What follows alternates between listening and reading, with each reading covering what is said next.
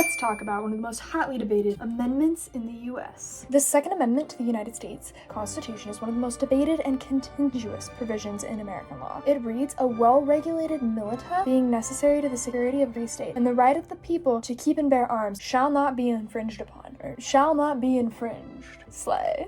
Here's a deep dive into the Second Amendment. So for historical context, the Second Amendment was adopted in 1791 as a part of the Bill of Rights, a series of amendments added to the Constitution to guarantee the fundamental liberties and limits the powers of the federal government. Its inclusion was influenced by several factors, including the American Revolutionary War, concerns about potential for tyranny, and the roles of militia in defending against external threats and internal insurrections. The right to bear arms. The Second Amendment protects individual rights of the American citizens to own and possess firearms. It affirms the right of the people to keep and own and bury and carry. Wait.